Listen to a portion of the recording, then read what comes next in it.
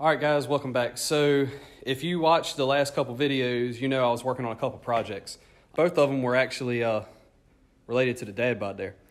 So what I was doing was I was working on rigging up a launch control switch and a battery shutoff switch. So I think I did a pretty good job of summing up the battery shutoff switch in the last video. You run your alternator and battery, all of your power going to the truck has to be on one post of the switch. The other side has to go to the truck power. And when you do that, basically what you're doing is isolating any power source that can run to the truck. So what you essentially need is, with the switch off, you can't start the truck. With the switch on, with the truck running, if you cut off the switch, it has to kill power to the truck. So you get both of those things covered and you'll be good to go. The other thing I was working on was the launch control switch, and I'm sure it got kind of jumbled up because of everything that was going on. I was trying to figure it out. There's not a whole lot of information out there on how to do it. So I figured this would be a good time for me to just go back and review what I did exactly, how to do it, and I don't know, maybe it'll help some of you guys. So anyways, this is what you have to do. So I know there's a lot of different ways that guys actually tune the trucks as far as, you know, how they make the trucks run, the ways that they go about making power, the way they bring in fueling, et cetera, et cetera. Anyways, Ryan, he does a lot of stuff, boost reference fueling. And so I don't know if all of this is going to pertain to all the other tuners out there. But anyways, so the first thing I did was I did a few data logs for him, you know, showing a couple different boost readings on my launch. That way he could review the logs and kind of see what the truck was doing as far as accelerator pedal position, your fueling, your rail pressure, all the duration, everything. Let him see exactly what the truck is doing at the desired boost pressure so he could, you know, kind of set the tune up to do what I wanted it to do. The next thing is that you want to be able to figure out how you want to utilize the switch. Essentially what you're doing is you're grounding out pin 38 on your C2 harness. I showed you guys before, I'll show you again though. So this is a spare C2 harness that I have.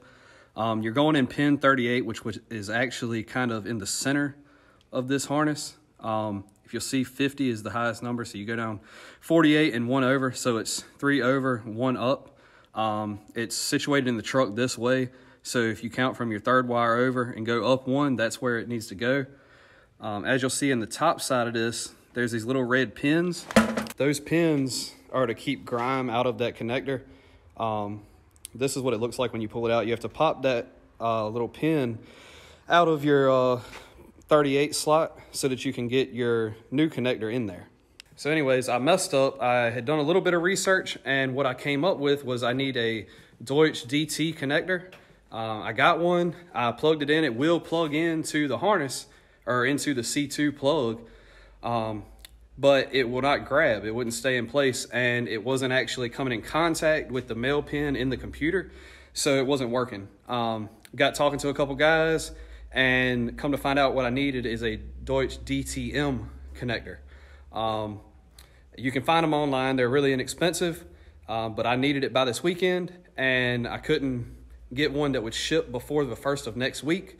So I actually went to the dealership, and if you have a service guy at your dealership that actually knows what they're doing, he was able to find me one, and actually they gave it to me for free. But it came with a little pigtail. It's actually a harness repair kit. Dodge, Cummins, whatever. They give them to the tech guys in case they have a damaged plug. They can repair it that way instead of crimping on a new one.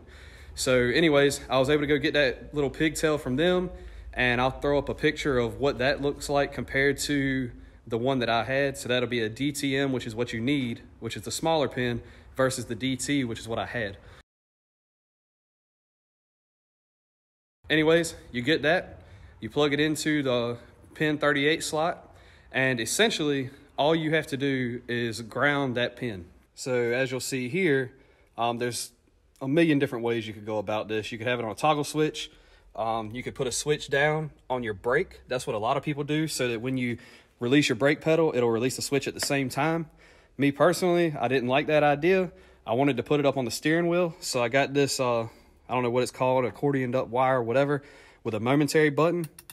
So this is from Motion Raceworks, and on the other end, which is up under the dash, you can't see it obviously, it's just 2 little wires come out of it. You run 1 wire up to the front of the truck, and as you can see here, that purple wire coming out of the C2 harness is the wire that I added.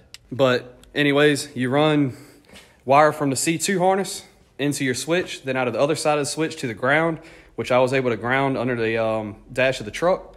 So when you push a button, ground the pin, and you now have your launch control tune. This can actually be used for a bunch of different things. I think some guys use them for like a nitrous tune. Some guys have it on an actual switch that's hidden, so you can have like a valet mode where you flip the switch, and no matter what the person that's driving is doing, they can't switch tunes. There's a ton of different things you can do with it. Like I said, I used it for launch control. Here's a video of it actually working.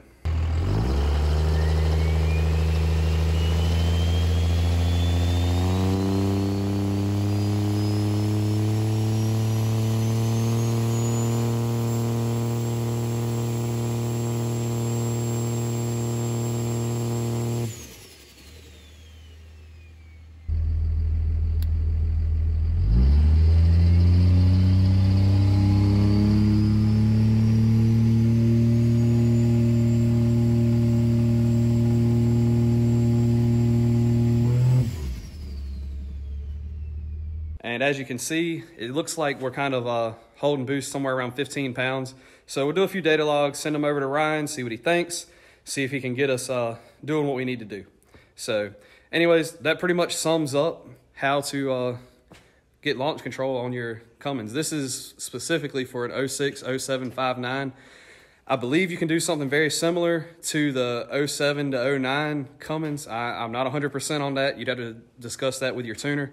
And actually Firepunk is getting ready to release a new map sensor to go for the 03 to 05 trucks, so you can do something very similar to this to your 03 to 05 trucks. So anyways, that's going to sum that up. I know there was probably some confusion over the last couple videos because I was going back and forth and some things weren't really working like they should. But if you're interested in how I went about mounting it and wiring it, you can see that in the last videos. And yeah, that's pretty much it. So anyways, this coming weekend, we'll be out at the track and going to be trying this thing out to see how it works. So tune in, and we'll have some, hopefully, track footage coming soon. So anyways, thank y'all for watching. If you have any questions, hit me up either on here or Instagram, whatever works best. But anyways, thank y'all. See you next time.